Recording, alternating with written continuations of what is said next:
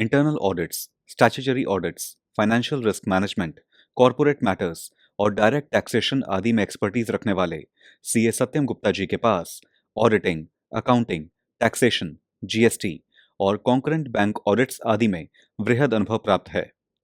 The institute of chartered accountants of India द्वारा certificate course on corporate social responsibility और certificate course on concurrent audit of banks कर चुके CA Satyam Gupta ji the institute of chartered accountants of India के associate member भी हैं। वर्तमान में MS Gupta Satyam and associates में practising chartered accountant CA Satyam Gupta जी का बिजनेस पाठशाला में एक्सपर्ट के तौर पर हम स्वागत करते हैं।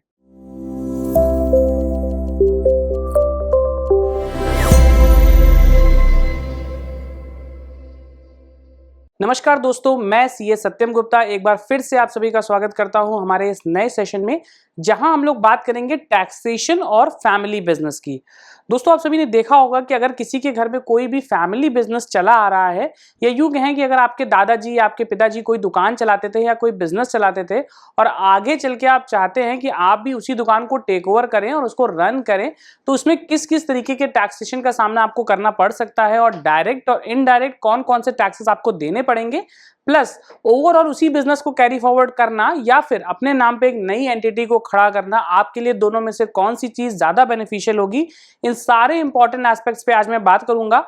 देखिए, एक असर ये भी आता है कि सपोज अगर कोई फैमिली बिजनेस चल रहा है तो उसमें बहुत सारी एग्जिस्टिंग लीगल लायबिलिटीज रहती हैं, तो जब आप बिजनेस कैरी फॉरवर्ड करते हैं तो क्या वो सारी लायबिलिटीज आपके पास आ जाएंगी, या आपको अपने नाम पे एक नया बिजनेस स्टार्ट करना चाहिए और रनिंग बिजनेस को सेम नाम से करना चाहिए। अगर आपके मन में ऐसे तमाम डाउट हैं तो आपके वो सारे डाउट आज मैं क्लियर करूंगा, क्योंकि मैं आपको डिटेल में बताऊंगा सारे टैक्सेशन के एस्पेक्ट प्लस फैमिली बिजनेस को किस तरीके से कैरी फॉरवर्ड करते हैं उसके बारे में डिटेल इंफॉर्मेशन। तो चलिए आज का ये इंटरेस्टिंग टॉपिक स्टार्ट करते हैं हमारे सबसे पहले टॉपिक से, जहां मैं आपको बताऊंगा different type of business structures in India. अभी समझिए, देखिए दोस्तों, मैंने आपको जो एग्जाम्पल बताया जिसमें क्या हो रहा था कि अगर आपके पास कोई रनिंग बिजनेस है या शॉप है, या कह सकते हैं कि छोटा मोटा कोई मैन्युफैक्चरिंग यूनिट भी है, तो वो अगर आपके दादाजी या आपके पिताजी चला रहे थे तो उसी बिजनेस को आपने कैरी फॉरवर्ड करा, तो हो सकता है कि वो जो बिजनेस चला रहे थे वो प्रोप्राइटरशिप फॉर्म में हो, जिसको हम लोग बोलते हैं सोल प्रोप्राइटरशिप। तो अगर वो अकेले लीगल एंटिटी थे जो उस बिजनेस को चला रहे थे, तो वो जो बिजनेस आपका है वो माना जाएगा sole proprietorship form of business.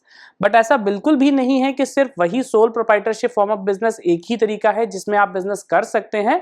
आज की डेट में बहुत सारे ऐसे different type of business structures हैं जिनको आप कैरी फॉरवर्ड करके अपना एक एग्जिस्टिंग जो फैमिली बिजनेस है उसको रन कर सकते हैं।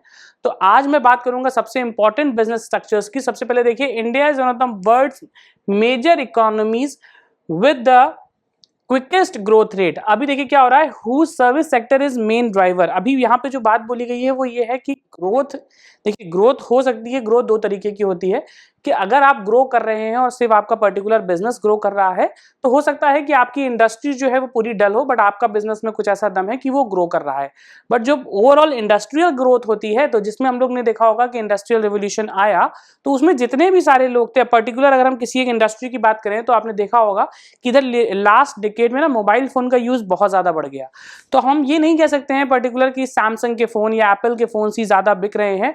अगर ये पूरी इंडस्ट्री इतनी ज्यादा ग्रो होती है जहां पे जितने सारे यूजर्स हैं वो सारे यूजर्स ग्रो कर रहे हैं, तो इस इंडस्ट्री में जो भी हमारे पास कस्टमर्स रहेंगे या जो भी हमारे पास इस इंडस्ट्री के प्लेयर हैं, उन सभी को बहुत ज्यादा बेनिफिट मिलने वाला है।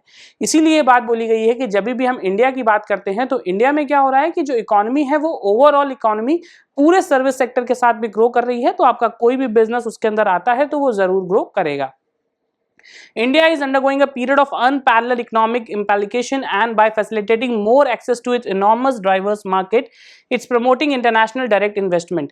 अभी देखिए बात ये बोली गई है कि जब आप बिजनेस करना चाहते हैं तो आपने देखा होगा कि अगर आपका कोई पुराना बिजनेस चल रहा था, सपोज अगर वो 15-20 साल से ऑलरेडी रनिंग में है, तो वो एक ही फ्लो में चला आ रहा है।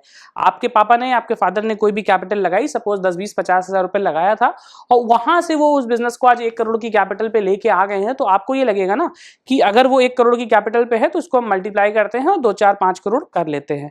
बट जब आपको ये पता चलेगा कि अगर आपका बिजनेस में वो दम है कि इस बिजनेस की पिच लेके आप किसी के पास जा सकते हैं और आपके पास इस टर्नओवर को डायरेक्टली ना ग्रो करके, जिसको हम लोग बोलते हैं जे कर्व, अगर आप इस बिजनेस को वर्टिकल ग्रोथ दिलाना चाहते हैं तो हो सकता है कि कोई और हो जो कि आपके बिजनेस के साथ थोड़ा सा कंसल्टेंसी देके या आप उससे थोड़ी कंसल्टेंसी लेके अपने बिजनेस की ग्रोथ को मल्टीप्लाई कर सके। तो दोस्तों ऐसी चीजें आप बिल्कुल भी कर सकते हैं, बट आपको उसके लिए पता होना चाहिए कि क्या आप बिजनेस को, जो इक्विटी हम लोग जिसको बोलते हैं, ओनरशिप जिसको बोलते हैं, क्या आप उसको डाइल्यूट करने के लिए रेडी हैं। आप सपोज एग्जांपल समझिए कि अगर आपका बिजनेस जो है साल में 10 लाख रुपए का प्रॉफिट जनरेट करके दे रहा है तो आपके घर में जाता है 10 लाख रुपए। बट अगर आपने किसी के साथ ऐसा एसोसिएशन किया जिससे जो आपके बिजनेस का प्रॉफिट है वो 1 करोड़ टच कर जाएगा, बट आपको ना वहां पे 30 या 40% अपनी लिक्विडिटी देनी पड़ेगी बिजनेस की, तो उस केस में क्या होगा कि आपको ये चेक करना है कि वो जो 10 लाख रुपए आप कमा रहे थे जिसमें 100% राइट और ओनरशिप आपके पास बिजनेस की थी, बट दूसरे केस में क्या हो रहा है कि आपका बिजनेस 1 करोड़ रुपए कमा रहा है, वहां पे 40% आपको किसी और को देना है, तो आपके पास 60 लाख रुपए आ रहा है बट बिजनेस की 40% ओनरशिप भी किसी के पास ट्रांसफर है। तो ऐसे तमाम केसेस हैं जहां पे हम लोग बिजनेस की ओनरशिप को डाइल्यूट करते हैं, स्ट्रक्चर को चेंज करते हैं, फॉर्म को चेंज करते हैं, बट प्रॉफिट को मैक्सिमाइज करते हैं। चलिए आगे चलते हैं, हम लोग बात करेंगे इसी में डिफरेंट टाइप ऑफ कंपनीज की। अगर देखिए जो मैंने आपको एस्पेक्ट्स बताए उसमें क्या होता है कि आप सोल प्रोप्राइटरशिप कर लीजिए, पार्टनरशिप कर लीजिए, प्राइवेट लिमिटेड कंपनी कर लीजिए, या फिर लिमिटेड लायबिलिटी पार्टनरशिप, इस तरीके के तमाम बिजनेस स्ट्रक्चर्स होते हैं। अभी हम लोग सबसे पहले अपना सेशन स्टार्ट करेंगे कंपनीज के बारे में जान के। देखिए कंपनी, आपको पता होगा कि जो कंपनीज एक्ट 2013 का एक्ट आया था, यहाँ पे different type of companies structure के बारे में बताया गया है। तो अगर आप किसी भी कंपनी को इनकॉर्पोरेट कराना चाहते हैं तो आज की डेट में आपको कंपनीज एक्ट 2013 के जो प्रोविजंस थे, जो उसके गाइडलाइन थे, उन्हीं को ध्यान में रखते हुए इसका प्रक्रिया स्टार्ट करनी पड़ेगी। तो चलिए सबसे पहले हम लोग बात करते हैं 1 पर्सन कंपनी। तो दोस्तों जो मैंने आपको सबसे पहले एग्जांपल बताया था कि अगर आपके फादर या हो सकता है कि ग्रैंडफादर कोई बिजनेस या कोई शॉप रन करते थे और उसी बिजनेस को आप कैरी फॉरवर्ड करना चाहते हैं, आप नहीं चाहते कि किसी और को अपने साथ में आप लेके आए या फिर अपने फादर के साथ में आप पार्टनरशिप कर लें, तो ऐसे केसेस में आप क्या कर सकते हैं, आप एक कॉन्सेप्ट आया है 1 पर्सन कंपनी का जिसको आप फॉर्म कर सकते हैं। यहाँ पे क्या होता है कि देखिए लीगल स्ट्रक्चर ना थोड़ा सा डिफरेंट हो जाता है। अब डिफरेंट क्या होता है, सपोज अगर आप एक इंडिविजुअल हैं तो इंडिविजुअल होने के साथ साथ में आपके पास एक पैन होगा। तो ये जो आपका पैन होगा इंडिविजुअल वाला, ये पैन का रिटर्न आप फाइल करते हैं, इस पैन के ऊपर आपने एक जीएसटी नंबर ऑलरेडी ले रखा है। तो बट ये क्या होता है, ये बिजनेस जो आप कर रहे हैं वो sole proprietorship form of business में कर रहे हैं, बट आप चाहते हैं कि आपको एक सेपरेट लीगल एंटिटी मिल जाए, बट उस केस में आपकी जो राइट्स हैं वो डाइल्यूट ना हो, तो आप क्या कर सकते हैं, आप एक 1 पर्सन कंपनी फॉर्म कर सकते हैं। 1 person company concept was introduced by the act OPC. According to the act, an OPC is the business unit with just 1 member and the company's director may also be the member. अब क्या हो रहा है, example के तौर पे समझिए, पहले जब ये कॉन्सेप्ट आया था हमारा प्राइवेट लिमिटेड कंपनीज का, तो वहां पे ये बोला गया कि आपको ना मिनिमम 2 डायरेक्टर तो चाहिए ही चाहिए। तो हो क्या रहा था कि अगर आपको 2 डायरेक्टर चाहिए तो मींस हम अगर सेपरेट है और एक इंडिविजुअल लीगल एंटिटी है तो हम MCA पे रजिस्टर नहीं हो सकते, क्योंकि अगर हम लिमिटेड लायबिलिटी पार्टनरशिप बनाना चाहते हैं तो वहां पे भी 2 लोग चाहिए। बट अगर हम एक प्राइवेट लिमिटेड कंपनी बना रहे हैं तो उसकी रिक्वायरमेंट भी मिनिमम 2 पर्सन्स की होती है। तो इसी चीज को, इसी दिक्कत को दूर करने के लिए एक 1 पर्सन कंपनी का कॉन्सेप्ट इंट्रोड्यूस किया गया। यहाँ पे क्या होता है कि आप इंडिविजुअल अकेले ही जाके अपनी कंपनी फॉर्म कर सकते हैं, बट आपको अपनी कंपनी में अपने आप का एक नॉमिनी देना पड़ता है। नॉमिनी क्या होता है कि आपकी एब्सेंस में जो कंपनी है वो नॉमिनी को ट्रांसफर हो जाती है, और जब भी आप नहीं रहेंगे वो नॉमिनी जो होगा वो आपके बिहाफ पे कंपनी रन करेगा। Although there should be only 1 member of the OPC, there can be up to 15 directors. अभी क्या हो रहा है, देखिए हमने जो बात करी थी मेंबर्स की और डायरेक्टर्स की, हो क्या रहा है कि अगर आपने एक OPC फॉर्म कर ली है तो OPC में आप इकलौते मेंबर हैं क्योंकि कंपनी आपकी है। बट आपको ये चाहिए कि मेरे साथ में कोई ऐसा डायरेक्टर आ जाए, मेरी ओनरशिप मेरे पास है, सारे राइट्स मेरे पास है, शेयर्स मेरे पास है। अब जब दूसरे डायरेक्टर को हमने अपने पास इंट्रोड्यूस कर लिया तो उससे क्या होगा कि जब वो डायरेक्टर मेरे पास आएगा तो वो अपनी एक्सपर्टीज लेके आएगा, प्लस हो सकता है कि उसके एसोसिएशन से हमारा जो बिजनेस है वो और तेजी से ग्रो करने लगे। तो ऐसे केसेस में क्या होता है कि अगर आपको ना अपनी इक्विटी को डाइल्यूट नहीं करना है और करना क्या है कि हमको दूसरे का एसोसिएशन भी चाहिए क्योंकि उससे हमको फायदा हो रहा है, तो ऐसे केसेस में आप ये ऑप्शन ऑप्ट कर सकते हैं। यहाँ पे आपको क्या करना है कि आपने एक 1 पर्सन कंपनी फॉर्म कर ली, बट उस कंपनी में बोला गया है कि अप टू 15 डायरेक्टर्स मीन्स ऐसे 15 लोगों को आप और ला सकते हैं जिनको आपको लग रहा है कि उनके एसोसिएशन से मेरा बिजनेस या तो ग्रो होगा या फिर हमको वो कुछ ऐसा एक्सपीरियंस शेयर करेंगे जिससे हमारे बिजनेस की ग्रोथ में फायदा होता है। चलिए आगे चलते हैं, हम लोग बात करेंगे प्राइवेट लिमिटेड कंपनी की। ये सबसे कॉमन टॉपिक है और हो सकता है आप में से बहुत लोगों को उसके बारे में ऑलरेडी आइडिया हो, बट मैं आपको कुछ बहुत ऐसे इंपॉर्टेंट चीजें बताने वाला हूं जो आपकी इस आइडिया को, इस क्लैरिफिकेशन को और ज्यादा साफ करेगा। तो ध्यान से देखिएगा, private limited business has a membership cap of 200 person. अब जो ये बोला गया है ना 200 पर्सन मीन्स क्या होता है, जो इसके पहले मैंने आपको बताया कि अगर आप 1% कंपनी बनाते हैं तो वहां पे आप मेंबर तो इकलौते रहेंगे, बट वहां पे आप मैक्सिमम 15 डायरेक्टर्स तक रख सकते हैं। तो यहाँ पे क्या हो रहा है कि अगर आपके पास एक प्राइवेट लिमिटेड कंपनी आपने बना ली तो वहां पे ना जो कैपिंग है वो 200 पर्सन की है। A private limited corporation must have at least 2 members to be incorporated।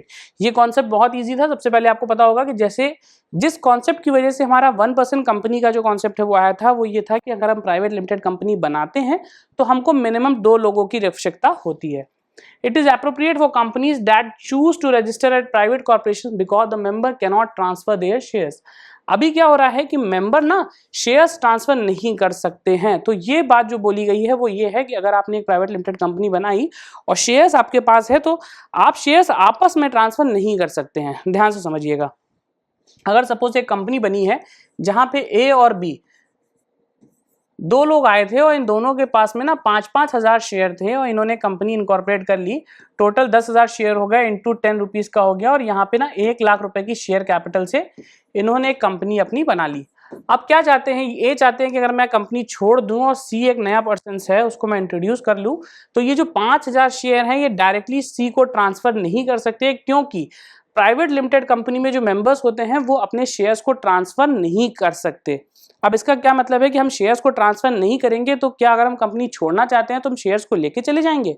दोस्तों यहाँ पे देखिए बात करी जा रही है कि हम ट्रांसफर नहीं कर सकते, बट इनको करना क्या पड़ेगा, इनको ये 5,000 जो शेयर हैं ये वापस जो इनकी कंपनी होगी ये कंपनी में वापस रिटर्न कर देंगे और कंपनी फ्रेश इश्यू करके अगर सी को डायरेक्टर इंट्रोड्यूस करता है तो जो इनके पास रिमेनिंग शेयर्स बचे होंगे उसमें से सी को कोई भी शेयर होल्डिंग दे सकता है।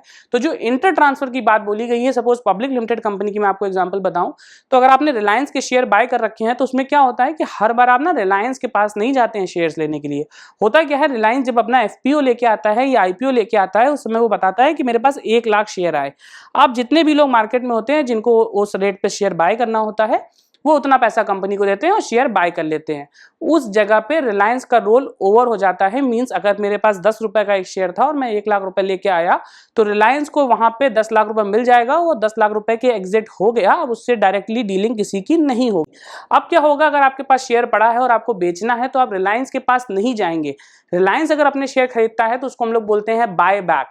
मींस अपने शेयर वो मार्केट से वापस लेके आ रहा है। अगर हम लोग इंटर मेंबर शेयर ट्रांसफर करते हैं तो उसमें क्या होता है, सपोज आज की डेट में मुझे शेयर बाय करना है तो मैं अपने ब्रोकर के पास जाता हूं, वहां पे एक ऑर्डर लगाता हूं कि मुझे इस रेट पे रिलायंस के इतने शेयर बेचने हैं। अब ब्रोकर के पास जितने भी अलग अलग शेयर होल्डर्स होते हैं वो सभी लोग रहते हैं और सब लोग ना अपने अपने रेट इशू करते हैं कि हमको सपोज अगर पर्टिकुलर 10 रुपए में बेचना है या हमको 11 पे खरीदना है तो वहां पे ब्रोकर क्या काम करता है, जो बायर और सेलर होते हैं उनको मैच कराता है। अगर आपको 10 में बेचना है और कोई 10 में खरीदने के लिए रेडी है तो आप डायरेक्टली उसको अपने शेयर ट्रांसफर कर सकते हैं। तो ये काम हेल्प करता है आपका ब्रोकर। तो यही चीज यहाँ पे बोली गई है कि जो प्राइवेट लिमिटेड कंपनी होती है वो इस तरीके की शेयर ट्रांसफर में एक्ट नहीं कर सकती, बट अगर उनको अपने मेंबर को एग्जिट कराना है तो ये शेयर्स को वापस ले जाते हैं और वापस से नया मेंबर जो होता है वो उसको सब्सक्राइब करता है। In a private limited company there must be minimum of 2 directors and maximum of 15। अभी देखिए मेंबर्स और डायरेक्टर्स में थोड़ा सा डिफरेंस यहाँ पे ये आता है कि members can be up to 200, but जो डायरेक्टर्स आपकी कंपनी के होंगे that can be maximum 15। Means minimum 2 director होने चाहिए और मैक्सिमम 15। चलिए आगे चलते हैं, हम लोग अब बात करेंगे नेक्स्ट कॉन्सेप्ट की जो हमारा बोलता है पब्लिक लिमिटेड कंपनी। अब दोस्तों देखिए पब्लिक लिमिटेड कंपनी क्या होगी, नाम से जैसे आपको क्लैरिफिकेशन आ रहा होगा, जो हमारी प्राइवेट लिमिटेड कंपनी थी वो प्राइवेटली ओन्ड ग्रुप के साथ में होती है। उसमें जो पैसा होता है वो जो ग्रुप के मेंबर होते हैं, डायरेक्टर होते हैं, उन्हीं का लगा रहता है। बट जब हम लोग बात करते हैं एक पब्लिक लिमिटेड कंपनी की, तो पब्लिक लिमिटेड कंपनी की मीन्स क्या होता है कि इसमें जो जनरल पब्लिक है, हम और आप होते हैं, हमारा पैसा उसमें लगा होता है।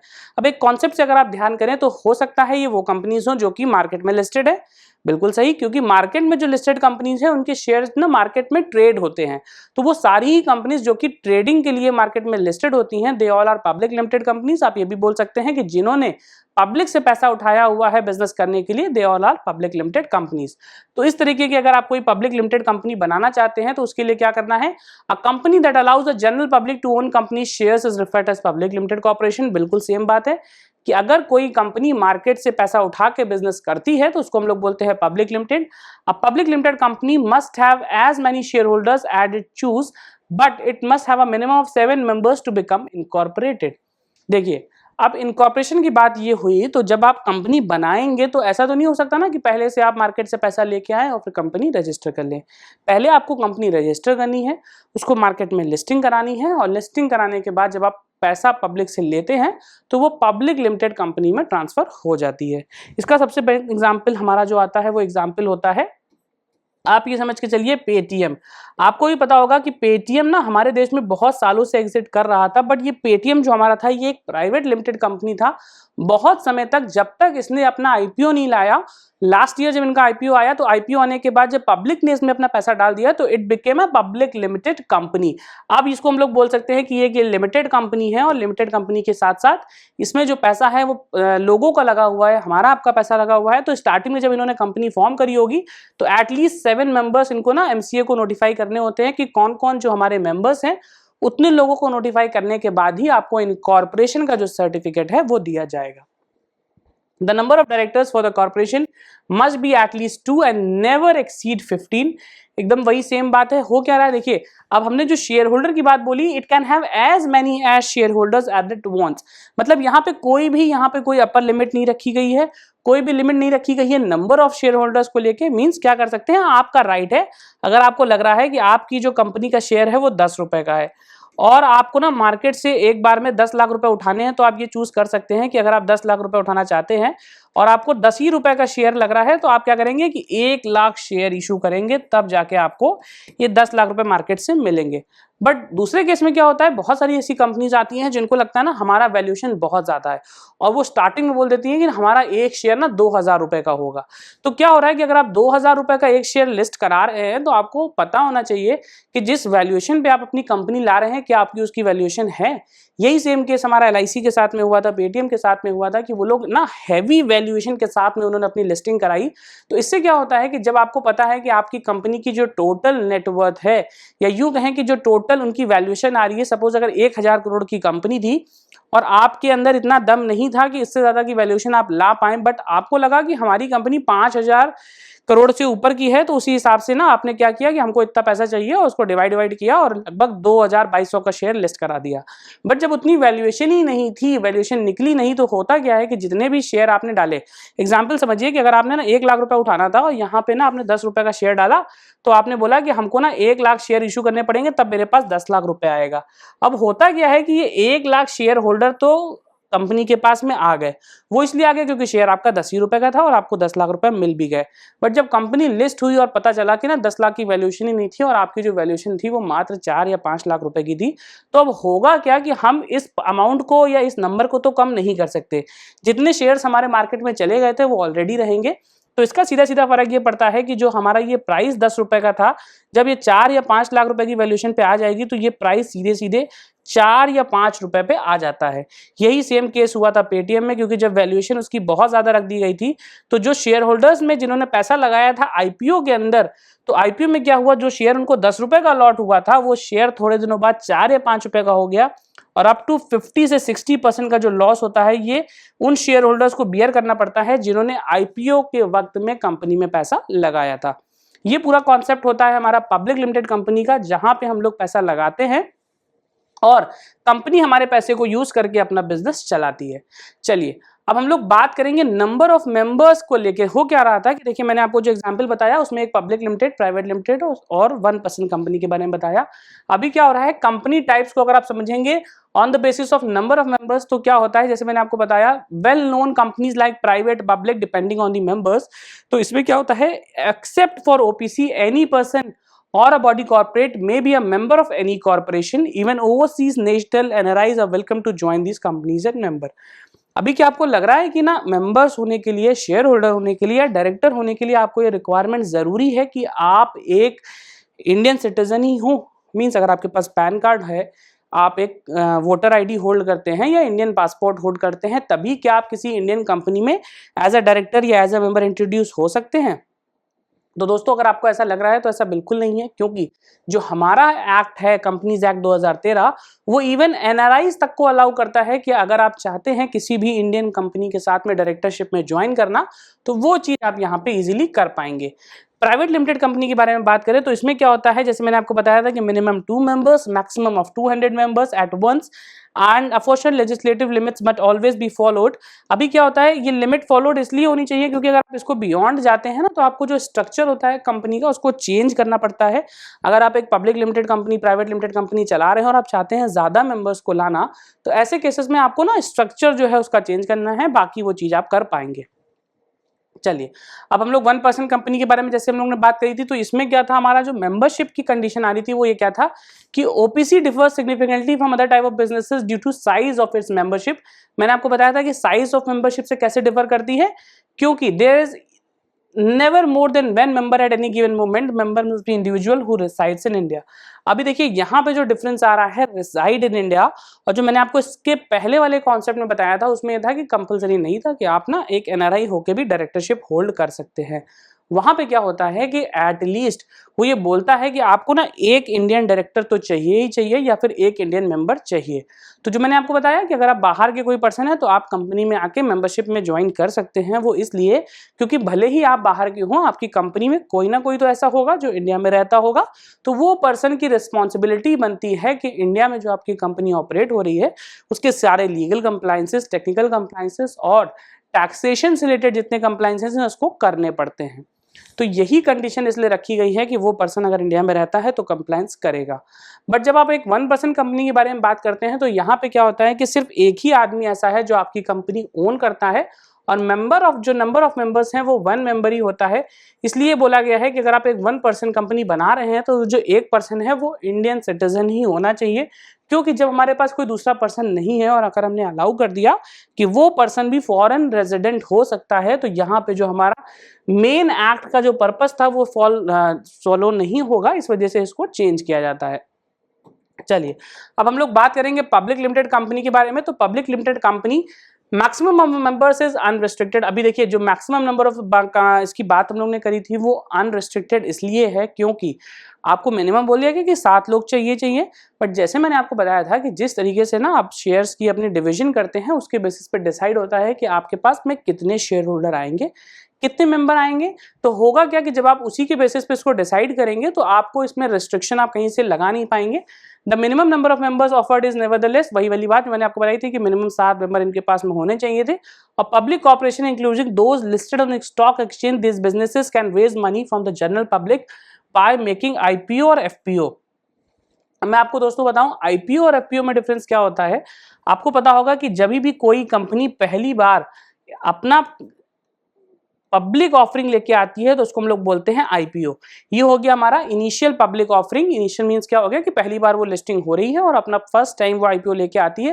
पहली बार कंपनी आ रही है तो वो बोलेगी कि हमारे पास इतना इतना अमाउंट ऑफ शेयर्स है और हम चाह रहे हैं कि आप 1700, 1800, 2000 जो भी वैल्यूएशन है इस पे पैसा हमको दे। तो हमारे और आपके जैसे जो रिटेल इन्वेस्टर्स होते हैं या हमारे जो ट्रेडिशनल इन्वेस्टर हैं उनको लगता है अगर कि वो प्राइस जो है वो वैलिड है और हो सकता है लिस्टिंग के बाद प्राइस और ज्यादा ऊपर चला जाए, तो वो लोग ना आईपीओ के टाइम पे ही पैसा लगा देते हैं। बहुत सारे ऐसे हमारे कंजर्वेटिव इन्वेस्टर्स होते हैं, वो सोचते हैं कि एक बार ना कंपनी लिस्ट हो जाने देते हैं और फिर देखते हैं कि उसमें एक्चुअल में कितना दम था, और अगर एक्चुअल में वो कंपनी लेने लायक है तो आईपीओ के बाद उसका पैसा बढ़ेगा और बढ़ने के बाद में हम अगर उसमें इन्वेस्ट करते हैं तो लॉन्ग टर्म में वो हमको फायदा जरूर देगा।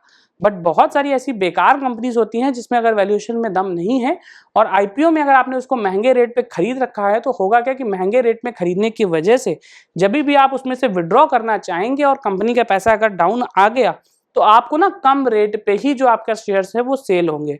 तो इस बात का जरूर आपको ध्यान रखना है कि अगर आपको वैल्यूएशन पता है तभी भी आप आईपीओ में जाएं। इसके मुकाबले में जो हमारा एफपीओ होता है, फर्दर पब्लिक ऑफरिंग, इसमें क्या होता है आपकी कंपनी ऑलरेडी मार्केट में लिस्टेड है और कुछ समय से बिजनेस कर रही है। तो होता क्या है कि जो शेयर्स आपके हैं ना, उनका प्राइस ऑलरेडी सेटल होता है। अभी समझिए अगर कोई एबीसी लिमिटेड कॉर्पोरेशन है, ये इसका शेयर मार्केट में ना 50 रुपए पे आज की डेट में चल रहा है, और कंपनी अगर बोले कि हम अपना एफपीओ लेके आ रहे हैं और इस एफपीओ में हमको ना 50,000 शेयर चाहिए जो हम लिस्ट कराएंगे मार्केट में, और एक शेयर को हम अगर 55 रुपए पे लिस्ट करा रहे हैं इस समय, तो होगा क्या कि अगर उसका करंट में शेयर 50 चल रहा है और वो 55 पे ऑलरेडी लिस्ट कराना चाहती है, तो वो ये बोलेगी कि भैया 55 पे अगर हम लिस्ट करा रहे हैं, इट मीन्स कि हमारा वैल्यूएशन जो है वो अभी मार्केट में कम है और हमारे शेयर में पास ज़्यादा दम है, तो फर्दर पब्लिक उसको लोग 55 के हिसाब से भी पेमेंट देंगे। बट होगा क्या कि यहाँ पे तो हमने 55 से ले लिया, अगर इस दिन कंपनी 55 पे लिस्ट होने के बाद ये जो पैसा था इनका ना 50 रुपए, इस पे कोई भी फर्क नहीं आता। आइडियली अगर ये 55 पे लिस्ट हुआ है तो इसको ना 56-57 से ऊपर चले जाना चाहिए, क्योंकि 55 तो कंपनी नहीं मांगा और बाकी थोड़ा मार्केट अपना जो प्रीमियम है वो ऐड करता है। अगर यहाँ पे वो 55-60 पे नहीं जा रहा है, इट मीन्स ये जो 55 का अमाउंट इन्होंने चार्ज किया था ये भी ओवर वैल्यूएशन की कैटेगरी में था, और जो अब रिटेल इन्वेस्टर जिन्होंने अब एफपीओ में पैसा लगाया है उनका पैसा भी लोअर वैल्यूएशन पे आएगा, और वो अगर इमीडिएट मार्केट में सेल करना चाहते हैं तो ऐसे कंडीशन में उनको भी लॉस जरूर होगा। चलिए आगे चलते हैं, हम लोग अब बात करेंगे sole proprietorship form of business की। दोस्तों जो मैंने आपको सबसे पहले बताया था स्टार्टिंग में, जिसमें आपके दादाजी या पिताजी कोई दुकान या बिजनेस चलाते थे और वो अकेले चलाते थे, वो सबसे ईजी फॉर्म ऑफ बिजनेस होता है। वो इसलिए होता है, देखिए अगर आप एक कंपनी बनाना चाहते हैं तो आपको पता है कंपनीज एक्ट 2013 जो है वो आपको सारी गाइडलाइन देता है, और आपको कंपनी बनाने के लिए किसी प्रोफेशनल की हेल्प लेनी पड़ेगी और जाके कंपनी को एमसीए पे रजिस्टर कराना पड़ेगा। और जितने सारे तरीके मैंने आपको बताया कि इतने मेंबर होने चाहिए, इतनी कैपिटल होनी चाहिए, ये डॉक्यूमेंट होने चाहिए, वो सारी चीज़ आपको ध्यान रखनी है। बट आज की डेट में अगर आप इंडिया में एक सोल प्रोप्राइटरशिप बिजनेस स्टार्ट करना चाहते हैं तो आपके लिए सबसे ईजी है, क्योंकि यहाँ पे आपको कुछ भी नहीं करना। आपके पास अपना जो कैपिटल है आप उसको लेके आएंगे, आपके पास जो अपना बिजनेस का एक्सपीरियंस है वो लेके आएंगे, प्लस आपके जितने भी सोर्सेज हैं जहां से आप ना कैपिटल बाय कर सकते हैं, चाहे वो लोन के फॉर्म में हो, चाहे वो एडिशनल कैपिटल हो, गिफ्ट हो, जो कुछ हो उसको आपको इंट्रोड्यूस कराना है। मींस आपको किसी भी नो अदर थर्ड पर्सन की तरफ जाना है और सारा जो इंतजाम है वो आपको खुद ही करना है। इसमें क्या होता है, अगर इसकी हम लोग बात करें रजिस्ट्रेशन की, तो होगा क्या कि जब आपको थर्ड पर्सन का इन्वॉल्वमेंट नहीं रखना, तो जो भी रजिस्ट्रेशन कराने होंगे वो सारे रजिस्ट्रेशन आपके होंगे और आपके अपने नाम पे होंगे। तो मैं आपको बता दूं, आज की डेट में अगर आप एक सोल प्रोप्राइटरशिप बिजनेस कराना चाहते हैं तो आप क्या कर सकते हैं, आपको एक जीएसटी का रजिस्ट्रेशन लेना पड़ेगा। ये भी बेस करता है टर्नओवर के लिए, कि अगर आप सर्विस सेक्टर में हैं तो सर्विस सेक्टर में लिमिट आपकी 20 लाख की है, और ट्रेडिंग कर रहे हैं तो ट्रेडिंग के केस में आपकी 40 लाख की लिमिट है। इसको अगर आप क्रॉस कर रहे हैं तो आपको ये रजिस्ट्रेशन लेना पड़ेगा। एमएसएमई का एक उद्योग आधार का रजिस्ट्रेशन है वो आप ले सकते हैं। लेबर एक्ट के तहत रजिस्ट्रेशन होता है वो आपको लेना है। अगर आप एक फूड इंडस्ट्री चलाते हैं तो आपको एफएसएसआई का एक लाइसेंस होता है फूड वाला, वो लेना है। इस तरीके के तमाम ऐसे लाइसेंसेस हैं जो आपको लेने पड़ेंगे अगर आप एक sole proprietorship form of business चला रहे हैं। बट ये सारे ही लाइसेंस दोस्तों आपको ध्यान रखना है कि ये आपके पर्सनल नाम पे होंगे। इन लाइसेंस को आपको डायरेक्टली अप्लाई करना होगा। इस बिजनेस को करने के लिए आपको कोई भी रजिस्ट्रेशन में अगर आपको सारे प्रक्रिया पता है तो एक प्रोफेशनल की गाइडेंस तो रिक्वायर्ड होगी, बट कहीं भी आपको सर्टिफिकेशन नहीं चाहिए। बात समझिए, देखिए जब मैंने आपको ये बोला कि आपको सर्टिफिकेशन नहीं चाहिए, इसका मतलब क्या है कि जब भी आप एक प्राइवेट लिमिटेड कंपनी बनाते हैं और आपके पास अपना पैन, आधार, ड्राइविंग लाइसेंस, वोटर कार्ड, सारे भी पेपर्स मौजूद हैं, फिर भी आपको एक प्रोफेशनल चाहिए ही होगा, भले ही वो एक चार्टर्ड अकाउंटेंट हो, कॉस्ट अकाउंटेंट हो, एडवोकेट हो, कोई भी हो। क्योंकि होगा क्या कि ना जो एमसीए होता है, एमसीए के पास में आप डायरेक्ट अपनी एप्लीकेशन लेके नहीं जा सकते, आपको बीच में एक इंटरमीडिएट दिया जाता है। होता क्या है कि अगर आप पर्टिकुलर एक सीए है और ये आप एक क्लाइंट है, तो होगा क्या कि ये क्लाइंट अगर हमारा एबीसी क्लाइंट एक है तो ये क्या करेगा, ये सारे पेपर लेके अपने सीए के पास जाएगा। सीए जो है वो एमसीए का एक ऑथराइज रिप्रेजेंटेटिव की तरह एक्ट करेगा और ये सारे पेपर्स को यहीं पे वेरीफाई करेगा कि क्या कंपनी बनाने लायक वो पेपर्स हैं, वो जो एड्रेस प्रूफ दे रहा है वो जेन्युइन है, वो जो एड्रेस प्रूफ के साथ में जो नंबर दे रहा है या जो पर्सन्स की फोटोज लगा रहे हैं वो सारे जेन्युइन हैं। और ये सारे जेन्युइनिटी प्रूफ करने के बाद ये अपना ना डिजिटल सिग्नेचर फिक्स करता है। ये रिस्पॉन्सिबिलिटी लेता है कि जितने पेपर्स मैंने दिए हैं, जो जो कागज मैंने लगाए वो सारे जेन्युइन हैं। उसके बाद ये पेपर्स जाते हैं एमसीए के पास। तो जो एमसीए के ऑथराइज रिप्रेजेंटेटिव हैं वो पेपर्स अगर जमा करते हैं तो एमसीए भी एक बार सारे पेपर्स को वेरीफाई करता है, क्रॉस चेक करता है, और अगर उसको लगता है कि सारे पेपर्स बिल्कुल एक्चुअल हैं, जेन्युइन हैं और सर्टिफिकेशन हमारा करेक्ट है, कहीं भी कोई मिसमैच नहीं आ रहा है तो आपकी कंपनी इनकॉर्पोरेट हो जाती है। बट कभी भी आप अगर एक सोल प्रोप्राइटरशिप बिजनेस चलाना चाहते हैं तो आपकी इसकी कोई भी दिक्कत यहाँ पे नहीं बसेगी, क्योंकि देखिए sole proprietorship form of business मैंने आपको बताया कि आपको सर्टिफिकेशन नहीं चाहिए। अगर जीएसटी एप्लीकेशन आपको आती है तो आप खुद अप्लाई कर सकते हैं। एमएसएमई का लाइसेंस अगर आपको अप्लाई करना आता है तो आप खुद कर सकते हैं। कहीं पे भी आपको प्रोफेशनल गाइडेंस की जरूरत पड़ सकती है बट सर्टिफिकेशन की रिक्वायरमेंट नहीं पड़ेगी। चलिए आगे चलते हुए हम लोग अब बात करेंगे पार्टनरशिप फॉर्म ऑफ बिजनेस की। तो दोस्तों जब पार्टनरशिप की बात मैं करता हूं तो आपको पता होगा कि पार्टनरशिप का मतलब क्या है कि दो लोग मिलके आते हैं और किसी भी तरीके की पार्टनरशिप कर सकते हैं। सपोज ये समझिए कि अगर आपको कोई बिजनेस करना है जहां पे 10 या 15 लाख रुपए की कैपिटल चाहिए और आपके पास में ना सिर्फ 5 या 10 लाख रुपए हैं, तो आप क्या चाहेंगे कि कोई दूसरा पर्सन आए, वो 5 लाख रुपए लगा दे और हम लोग अपना बिजनेस स्टार्ट कर लें। बट वो जो दूसरा पर्सन आएगा जो 5 लाख रुपए आपके पास में लगाएगा, उसको भी ये पता है कि ये 5 लाख रुपए अगर हमने एफडी में रखे होते तो हमको ना इस पर 6-7% का इंटरेस्ट मिल जाता। बट उसको पता है कि ये 5 लाख के बिजनेस 5 लाख का जो पैसा है ये हमने आपके बिजनेस में लगाया, तो कहीं ना कहीं वो एक्सपेक्ट करेगा कि अगर हमने आपके बिजनेस को रिस्क को देखते हुए पैसा आपके साथ में लगाया है तो हमको सिर्फ उतना ही रिटर्न नहीं चाहिए जो कि बैंक हमको एफडी पे देता, या फिर वो रिटर्न जो कि किसी को पैसा अगर हम किसी फाइनेंशियल इंस्टीट्यूशन के साथ में लगा देते तो हमको वहां से कुछ रिटर्न्स आते, हमको वो पैसा नहीं चाहिए। बट जो आपके बिजनेस का रिटर्न आएगा हमको उसमें राइट चाहिए। अगर आपकी 15 लाख की कैपिटल थी और मैंने 5 लाख रुपए लगाया तो मेरा 1/3 राइट आता है। तो जो भी पैसा आप कमा के लाएंगे उसमें 1/3 मुझे देंगे, क्योंकि 1/3 की कैपिटल मेरी लगी थी। तो इस तरीके के तमाम ऐसे बिजनेस स्ट्रक्चर्स होते हैं जहां पे लोग पार्टनरशिप करते हैं कैपिटल लगाने के लिए, और बहुत सारे केसेस में देखा गया है कि कैपिटल होने के बावजूद लोग पार्टनरशिप कर लेते हैं, क्योंकि होता क्या है कि किसी किसी पर्सन का एसोसिएशन जो होता है वही आपके बिजनेस के लिए बहुत बड़ी बात होती है। तो सपोज आपकी कोई एक लोकल सिटी का कोई बहुत बड़ा बिजनेसमैन है जिसकी मार्केट में बहुत रेपुटेशन है, और हो सकता है कि उसके आपके साथ में आने के साथ ही साथ आपको करोड़ों के ऑर्डर मिल जाए। तो आप क्या बोलेंगे, आप उससे बोलेंगे कि सर आप मेरे साथ में बिजनेस में ज्वाइन हो जाइए, आपका नाम सिर्फ मेरे बिजनेस में रहेगा, आप 1 रुपए का इन्वेस्टमेंट ना करिए, आप टाइम भी मत दीजिए, आप बैठिए भी मत, बट सिर्फ ऑन पेपर्स आप मेरे साथ आ जाएंगे। तो अगर आप अपने इन्वेस्टर्स को या अपने कस्टमर्स को ये बोलेंगे कि पर्टिकुलर आदमी भी हमारे बिजनेस में पार्टनर है, तो वो ना उस इंप्रेशन की वजह से ही आपकी सेल्स जो है वो बाउंस हो जाएगी। तो ऐसे केसेस की पार्टनरशिप भी करी जा सकती है। In a partnership business structure 2 or more persons are owned to operate a business. A partnership is one of the simplest structures for multi-owner companies. अब हम लोग आगे अगर बात करते हैं तो इसी का एक एडवांस स्ट्रक्चर हमारे पास आया था, लिमिटेड लायबिलिटी पार्टनरशिप। तो हो क्या रहा है, जैसे मैंने आपको बताया था कि सोल प्रोप्राइटरशिप होता है। तो सोल प्रोप्राइटरशिप में क्या होता है कि आप अकेले बिजनेस कर रहे हैं, आपको कोई सर्टिफिकेशन नहीं चाहिए, और आप क्या करेंगे कि बिजनेस को अकेले ही रन करते हैं, जो लाइसेंसेस चाहिए वो आपने ले लिए। अब यहाँ पे आप पार्टनरशिप को अगर लेके आते हैं तो हो क्या रहा है कि पार्टनरशिप अगर आपने करी तो एक पार्टनरशिप एक्ट है हमारा 1932 का, ये वो बोलता है कि अगर आप पार्टनरशिप बिजनेस करना चाहते हैं तो आपको ना डीड बनानी पड़ेगी। डीड बनानी इसलिए पड़ेगी क्योंकि आप और हम बहुत सारी बातों को ना अंडरस्टैंड तो करते हैं, बट हो सकता है कि कुछ चीजें हम लोग एज्यूम कर लें कि ऐसी कंडीशन अगर बिजनेस में आएगी तो हम लोग ये कर लेंगे। बट होता क्या है, बहुत सारी चीजें ऐसी होती हैं कि सपोज 2 पार्टनर हैं तो एक पार्टनर किसी और नजर से देखता है और जो दूसरा पार्टनर है वो उसी चीज को किसी और नजर से देख रहा होता है। तो जब भी डिस्प्यूट आता है इन दोनों के बीच में, तो डिस्प्यूट के केस में बिजनेस जो है वो हमारा बंद हो सकता है। तो इसी डिस्प्यूट को रिजोल्यूशन करने के लिए हम लोग एक डीड बनाते हैं पार्टनरशिप की, और उसमें वो सारे डिस्प्यूट की जो चीजें होती हैं उनको रिटन फॉर्म में रखते हैं कि अगर कभी भी कोई डिस्प्यूट आएगा तो हम उस डीड को पढ़ेंगे और उस डीड में जो भी चीज लिखी होगी कि भैया इस चीज को कैसे करा जाएगा हम करेंगे।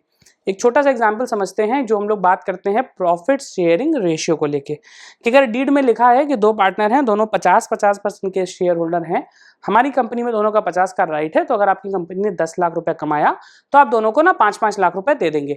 बट होगा क्या कि अगर वो चीज डीड में नहीं लिखी है तो जब 10 लाख रुपए आप कमा लेंगे तो दोनों ही पार्टनर चाहेंगे कि मुझे ना कुछ बढ़ के मिले। तो हो सकता है कुछ बोले कि भैया मैंने तो इसके लिए इतनी मेहनत करी थी, मैंने रात में काम किया, ये किया वो किया, तो ऐसा करो तुम 10 में से 6 लाख मुझे दे दो, तुम 4 लाख लेके जाओ। तो यहाँ पे डिस्प्यूट हो सकता है। तो उन सारे डिस्प्यूटेड की वजह से सॉल्व करने के लिए हम लोग एक डीड बनाते हैं और उस डीड में ये सारी चीजें लिखते हैं। उसके बाद हम partnership form of business start करते हैं। चलिए अब मैं आपको ना थोड़ा सा गाइड करता हूं कि अगर आपने अलग अलग तरीके के बिजनेस के बारे में समझ लिया और आपके मन में ये डाउट होगा कि हमको बिजनेस तो स्टार्ट करना है और जो हमारा फैमिली बिजनेस था इसको हम लोग कंटिन्यू करना चाहते हैं, बट हमारे लिए सबसे बेस्ट क्या है, क्या मैं अभी भी सोल प्रोप्राइटरशिप की तरह बिजनेस चलाता रहूं या फिर मैं अपने किसी दोस्त को ले आऊं और उसके साथ में पार्टनरशिप कर लूं और हम दोनों मिलकर बिजनेस चलाएं। थर्ड ऑप्शन ये हो सकता है कि क्या मैं एक प्राइवेट लिमिटेड कंपनी बना लूं या फिर मैं अकेले ही एक वन लिमिटेड 1% कंपनी जो होती है वो बनाऊं। तो अगर आपके भी मन में इस तरीके के तमाम डाउट हैं तो वो सारे ही डाउट क्लियर होंगे, क्योंकि अब मैं आपको स्टेप वाइज स्टेप बताने जा रहा हूं कि आपको कौन कौन से वो कंडीशन समझने हैं, और आप ध्यान से देखिएगा कि अगर आप वो कंडीशन आपकी फुलफिल हो रही है तो आपको कैसा बिजनेस स्ट्रक्चर चूज करना चाहिए। देखिए,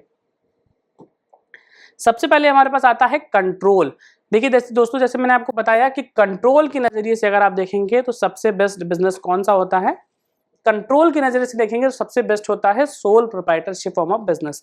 आपको आज मन है कि मैं अपनी दुकान 5 बजे खोलूं और आप सोल प्रोप्राइटर हैं तो आप 5 बजे खोल सकते हैं, और 8 बजे बंद है तो 8 बजे बंद करके घर जा सकते हैं।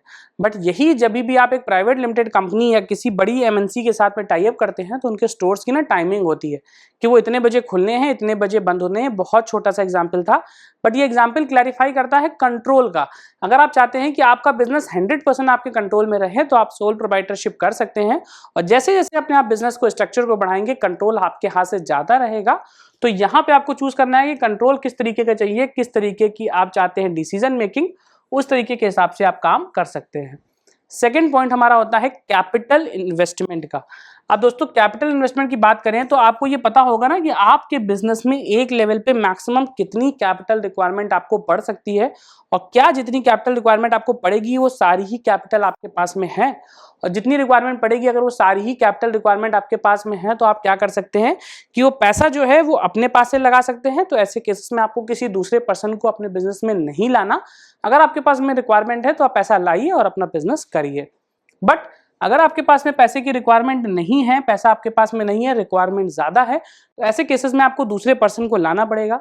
और जब आप बिजनेस बहुत ज्यादा ग्रो करते हैं, जो बड़ी बड़ी कंपनीज होती हैं जिस तरीके से, तो वो क्या करती हैं, एक लेवल के बाद आप लोन नहीं ले सकते, क्योंकि लोन पे ना आपको रिपेमेंट करना होता है, मंथली आपका इंटरेस्ट देना होता है। तो होगा क्या, सपोज अगर आपका सीजनल बिजनेस है और वो सीजनल बिजनेस ना आपका पर्टिकुलर किसी समय तो बहुत ज़्यादा चलता है, बट हो सकता है साल के 2-4 महीने बंद भी रहे, तो उस दिनों में आपको ना इंटरेस्ट देने में बहुत बड़ी दिक्कत आती है। तो इसीलिए बोला गया है कि अगर आपको ज़्यादा पैसा चाहिए तो आप एक कंपनी बनाइए, पब्लिक लिमिटेड करिए। अगर उसमें पब्लिक को लगता है कि आपकी कंपनी में दम है तो वो ज़रूर आपके बिजनेस में पैसा लगाएंगे। उसके बाद नेक्स्ट पॉइंट होता है हमारा फ्लेक्सिबिलिटी का और कॉम्प्लेक्सिटी का। फ्लेक्सिबिलिटी इसलिए बोली गई है कि देखिए, जिस तरीके से ना कंट्रोल की बात थी, वही पॉइंट आता है हमारा फ्लेक्सिबिलिटी में भी। फ्लेक्सिबल तब होते हैं जब आप अकेले रहते हैं, तो आपको जो भी, सपोज अगर आपने कोई बिजनेस प्लान बनाया था जिसमें आपकी सेल ना 50 लाख रुपए तक जानी थी, बट 50 लाख तक आपकी सेल जानी थी, और हो क्या रहा है कि साल के लास्ट में ना आपके घर में कोई दिक्कत आ गई या कोई भी ऐसी चीज आ गई जिसकी वजह से 50 लाख नहीं जा सकती, तो आपने क्या किया, अपने आप से ना उसको 40 लाख पे कर दिया कि 40 लाख भी हो गया तो बढ़िया रहेगा। बट हो क्या रहा है, जब दो पार्टनरशिप वाले लोग बैठे होते हैं तो उन्होंने डिसाइड कर लिया, तो वो ये नहीं चाहते कि आपके कोई पर्सनल इशू की वजह से अगर कोई दिक्कत आई है तो उससे हमारा बिजनेस इफेक्ट हो जाए। तो वो लोग ये बोलते हैं कि यहाँ पे जो फ्लेक्सिबिलिटी का इशू है वो अराइज हो जाता है, जितने ज्यादा लोग उतनी ज्यादा हमारे पास फ्लेक्सिबिलिटी का बिजनेस आएगा। और वही सेम स्ट्रक्चर होता है हमारा कॉम्प्लेक्सिटी को लेके। कॉम्प्लेक्सिटी में क्या आता है कि जितने ज्यादा लोग होंगे कॉम्प्लेक्सिटी इन्वॉल्व होगी। और जब भी आप एमसीए की बात करते हैं और आप एमसीए के साथ में कोई भी कंपनी बनाते हैं तो वहां पे कॉम्प्लेक्सिटी और बढ़ती है, क्योंकि आपको जब भी साल आपका कंप्लीट होता है तो वहां पे जितने भी रिटर्न्स होते हैं वो सारे ही एमसीए के रिटर्न जो है वो आपको अपलोड करने हैं। जब आप एमसीए के रिटर्न्स अपलोड करते हैं तो वहां पे ना आपके जितने भी फाइनेंशियल स्टेटमेंट्स हैं वो सारे रिटर्न्स आपको एमसीए पे अपलोड करने हैं। तो ये सारी प्रक्रिया करते करते आपको हो सकता है कभी ऐसा फील आए कि ना बहुत कॉम्प्लेक्स प्रोसीजर हो रहा है, हम बिजनेस पे ध्यान दें, ये सारी चीजें करें। तो जब भी आपको ऐसा लगे तो आपको ना अपना बिजनेस स्ट्रक्चर जो है उसको ईजी करने की जरूरत है, क्योंकि ज्यादा बड़ा बिजनेस स्ट्रक्चर होके और कॉम्प्लेक्स स्ट्रक्चर जो होता है वही ये कॉम्प्लेक्सिटी की दिक्कत लेके आता है। चलिए आगे मैं नेक्स्ट पॉइंट्स की बात करूंगा लायबिलिटी की, कि देखिए लायबिलिटी जो बोली गई है वो सेम ही बात है। देखिए अगर सपोज आप कंट्रोल की बात करते हैं तो अगर आप सोल प्रोप्राइटरशिप बिजनेस में हैं और आपके पास 100% कंट्रोल है, पूरी फ्लेक्सिबिलिटी है कि आप जब चाहे जैसे चाहे जो टारगेट के साथ में चाहे बिजनेस कर सकते हैं, तो वहां पे जो बिजनेस की लायबिलिटी होगी वो भी 100% लायबिलिटी आप ही की होगी। अगर आपने किसी से ना 10 लाख रुपए का माल उधार पे लिया है तो उसको 10 लाख रुपए का माल चुकाने की जो लायबिलिटी है वो आपकी है। अगर आप पार्टनरशिप फॉर्म में बिजनेस करते हैं और आपके पास 4 पार्टनर हैं, तो हो सकता है कि वो 10 लाख रुपए चारों पार्टनर मिलकर चुकाएं, तो वो लायबिलिटी 2.5 लाख रुपए पे आ जाए। तो आपको ये चूज करना है कि आपकी रिस्क बियरिंग कैपेसिटी कितनी है, कितना रिस्क एपेटाइट है और आप उस रिस्क को बियर कर सकते हैं। तो इस बात को जरूर ध्यान रखिएगा, क्योंकि अगर आप अपनी रिस्क कैपेसिटी के बियॉन्ड जाते हैं तो ये आइडियली बहुत ज्यादा एडवाइजेबल है कि आप किसी और पर्सन को लेके आएं जिसके पास में आइडियली उतनी रिस्क कैपेसिटी हो और आप दोनों मिलकर बिजनेस चलाएं। क्योंकि अगर कोई रिस्की प्रपोजल में आप फंस जाते हैं तो आपकी जीवन भर की जो कमाई है वो जा सकती है। हो सकता है दोबारा बिजनेस स्टार्ट करने के लिए आपके पास कैपिटल ही ना बचे। नेक्स्ट मैं जो आपको बताने जा रहा हूं वो होता है हमारा टैक्सेस से रिलेट करके। और दोस्तों जो टैक्स का कंपोनेंट है ना, ये सबसे ज्यादा जरूरी इसलिए भी है क्योंकि इंडिया में आज की डेट पे अलग अलग जो बिजनेस एंटिटीज हैं उनके ऊपर ना अलग अलग टैक्सेशन लग रहे हैं। अब मैं आपको एक एग्जांपल बताता हूं। सपोज अगर आप एक सोल प्रोप्राइटरशिप करते हैं और आपने ना साल का 5-6 लाख रुपए कमाया, तो अभी तो क्या हो रहा है कि आप 5 लाख रुपए कमा रहे हैं। आपको पता होगा कि अगर एक सोल प्रोप्राइटरशिप इंडिया में 5 लाख रुपए कमाता है तो उसको कोई टैक्स नहीं देना। जब मैं आगे चलूंगा तो मैं आपको एक टैक्सेस के बारे में डिटेल में बताऊंगा। तो अगर आप सोल प्रोप्राइटरशिप में 5 लाख रुपए कमाते हैं तो आपको कोई भी टैक्स इसलिए नहीं देना क्योंकि यहाँ पे इनकम टैक्स में एग्जेम्पशन लिमिट है अप टू 5 लाख, और ये लिमिट आपकी करंट ईयर में बढ़ के 7 लाख तक हो गई है। तो आपको 5 लाख तक नील टैक्स देना है। अगर यही आपने ना कोई एलएलपी बनाया होता तो एलएलपी में 5 लाख रुपए की एलएलपी बनाने के ऊपर यहाँ पे आपके ऊपर 30% टैक्स लग रहा था, तो आपको 1.5 लाख रुपए टैक्स में देना पड़ जाता। और यही अगर आपने कोई प्राइवेट लिमिटेड कंपनी बनाया होता तो प्राइवेट लिमिटेड कंपनी में भी अगर आपने 5 लाख रुपए कमाए हैं तो यहाँ पे 25% का टैक्स रेट आता है, वो भी आपको देना है। तो हो क्या रहा है कि यहाँ पे आपको लगेगा कि ये तो सबसे ज्यादा फायदे में है क्योंकि 5 लाख कमा भी रहा है और कोई भी टैक्स नहीं दे रहा। बट हो क्या रहा है, जो अलग अलग बिजनेस फॉर्म है वहां पे आपको कुछ लाइबिलिटीज के साथ में कुछ ऑप्शंस मिलते हैं कि जो आप अपने खर्चे होते हैं उनको बुक कर सकते हैं, अपने डायरेक्टर की सैलरी डाल सकते हैं। जो इंडिविजुअल है वो अपने ही बिजनेस में अपनी सैलरी नहीं डाल सकता। सपोज अगर आप एक बिजनेस करते हैं और उसमें ना 1 करोड़ रुपए का आपको सेल होता है, तो आप ये नहीं कर सकते हैं कि भैया मैं 1 करोड़ का बिजनेस कर रहा हूं और मैं डायरेक्ट अपनी कंपनी चला रहा हूं तो मैं 4 लाख रुपए की महीने की सैलरी लूंगा। तो होगा क्या कि 48 लाख रुपए तो आपने सैलरी में निकाल लिए। तो एक सोल प्रोप्राइटरशिप को अपने बिजनेस से सैलरी ड्रॉ करना अलाउड नहीं होता। बट अगर आप एक एलएलपी चलाते हैं, प्राइवेट लिमिटेड कंपनी चला रहे हैं, तो एज अ डायरेक्टर आप सैलरी निकाल सकते हैं। थोड़ा सा दिमाग लगाइए, अगर वो सैलरी आप विड्रॉ कर रहे हैं तो आपके पर्सनल रिटर्न में वो एज अ सैलरी जाएगी, आपको उसके ऊपर टैक्स देना है, बट वो बिजनेस के लिए एक्सपेंस हो जाएगा और जो सैलरी देने के बाद बचा हुआ प्रॉफिट है आपको मात्र उसी पे टैक्स देना है। तो जो मैंने आपको एग्जाम्पल बताए 5-5 लाख रुपए के, तो अगर आप किसी दूसरे बिजनेस फॉर्म में हैं तो वहां से सैलरी ड्रॉ करेंगे, इंटरेस्ट ड्रॉ करेंगे, हो सकता है 5 लाख रुपए अल्टीमेटली ना बचे और लास्ट में 1 लाख रुपए बचे और आपको 25,000 रुपए का टैक्स देना पड़े। चलिए अब मैं आपको थोड़ा सा इंडियन टैक्सेशन सिस्टम के बारे में बताता हूं कि किस तरीके के टैक्सेस आपके ऊपर लग रहे हैं इस समय। तो जो मैं आपने स्ट्रक्चर समझा तो स्ट्रक्चर आपको इजीली समझ में आ गया होगा। अब आप थोड़ा सा टैक्सेशन स्ट्रक्चर समझिए कि किस तरीके का टैक्सेशन स्ट्रक्चर चलता है। तो इंडिया के टैक्सेशन में एक मेजर फेडरल टैक्सेस जो हमारे हैं वो हैं और कुछ स्टेट टैक्सेस है। स्टेट क्या हो रहा है आपको पता है, इंडिया में 2 तरीके का स्ट्रक्चर है कि अगर आपके पास में सेंट्रल गवर्नमेंट है और एक आपके पास में होती है स्टेट गवर्नमेंट। तो कुछ चीजें आपको पता होगा कि ऐसी होती हैं जो आपका स्टेट गवर्नमेंट जो है वो हैंडल करता है। सपोज अगर आपके जो स्टेट के गवर्नमेंट स्कूल्स है, स्टेट के हॉस्पिटल्स हैं, वो सारे ना स्टेट गवर्नमेंट के रूप में आते हैं। सेंट्रल गवर्नमेंट क्या करता है कि जैसे आपकी देश की रेलवे है, आर्मी है, ये बड़ी बड़ी चीजें जो हैं ये हमारे सेंट्रल गवर्नमेंट के पास में आती हैं। तो दोनों ही लोगों को ना पैसे की जरूरत होती है। तो अगर हम और आप काम करते हैं तो क्या हम यूपी में रहते हैं तो यूपी के सारे लोग ना यूपी गवर्नमेंट को पैसा देंगे। आप महाराष्ट्र में ये वीडियो देख रहे हैं तो हो सकता है कि महाराष्ट्र के जो लोग हैं वो सारा पैसा महाराष्ट्र को दे दें। बट अल्टीमेटली अगर देखा जाए तो यूपी ना इंडिया के अंदर आता है तो सेंट्रल गवर्नमेंट का ना कुछ तो रोल होना चाहिए। तो इसी डाउट को क्लियर करने के लिए हमारे पास एक ऐसा टैक्स स्ट्रक्चर बनाया गया कि अगर मैं टैक्स देता हूं तो हमारे दिए हुए टैक्स में से कुछ ऐसा पैसा है जो सेंट्रल गवर्नमेंट के पास में जाएगा, कुछ पैसा ऐसा है जो स्टेट गवर्नमेंट में जाएगा। तो जो फेडरल टैक्सेस है वो क्या रहा है, इनकम टैक्स जो हम और आप पे करते हैं वो पूरा इनकम टैक्स जाता है हमारा सेंट्रल गवर्नमेंट के पास। सीजीएसटी का जो टैक्स होता है वो भी सेंट्रल गवर्नमेंट, कस्टम भी वहीं जाता है, और आईजीएसटी जो होता है सेंट्रल गवर्नमेंट। स्टेट को क्या मिलता है, जो भी हम जीएसटी में एसजीएसटी देते हैं और स्टैम्प ड्यूटी रजिस्ट्रेशन देते हैं वो सारा ही जो अमाउंट है वो स्टेट के पास में जाता है। तो ये कुछ बाइफिकेशन था, इसमें पैसा कहाँ जा रहा है वो आप ध्यान से समझ सकते हैं। अभी हम लोग अगर बात करें डायरेक्ट और इनडायरेक्ट टैक्स की, तो डायरेक्ट टैक्स वो होते हैं जो कि डायरेक्टली हमारी और आपकी इनकम के ऊपर लगाए जाते हैं। जैसे मैंने आपको बताया कि अगर आपने 10 लाख रुपए कमाए हैं तो होगा क्या कि 10 लाख रुपए अगर आपने कमा लिए हैं तो वो 10 लाख रुपए के ऊपर जो आपने पैसा लगाया वो सारा पैसा जो है आपके ऊपर डायरेक्ट टैक्स की कैटेगरी में आ रहा है। इंडिविजुअल टैक्स जो कि एक और हमारे और आपके जैसे इंडिविजुअल पे लगाए जाते हैं, और कॉर्पोरेट टैक्स जो होते हैं वो कंपनीज के ऊपर लगाए जाते हैं, limited liability partnership, OPC, LLP, इस तरीके के जो अलग तमाम स्ट्रक्चर्स होते हैं उनके ऊपर टैक्स लगाए जाते हैं। यहाँ पे रेट मैंने आपको बताया 30% का रहता है, और जो नई कंपनीज बनी है यहाँ पे कुछ डिस्काउंटेड रेट्स दे रहे हैं, जहाँ पे हम लोग कंपनी को प्रमोट कर रहे हैं कि ज्यादा से ज्यादा लोग आए हमारे देश में कंपनी लगाएं। तो इसीलिए अभी ना थोड़ा सा टैक्स स्ट्रक्चर का जो रेट है उसको कम किया गया, 30% यहाँ पे था, यहाँ पे 22% तक, 25% ये तरीके के रेट्स हैं, और डिपेंड करता है आपने बिजनेस कहाँ पे लगाया, कब स्टार्ट किया, वो होगा। उसके बाद इनडायरेक्ट टैक्सेस, वो टैक्सेस जो डायरेक्टली हम लोग पे नहीं कर रहे हैं, उसमें जीएसटी टैक्स हो गया, कस्टम ड्यूटी हो गया, जीएसटी कंपनसेशन सेस, ये तमाम तरीके के टैक्सेस हैं जो कि हम लोग डायरेक्टली तो पे नहीं कर रहे हैं, बट हमारी और आपकी जेब से जा जरूर रहा है।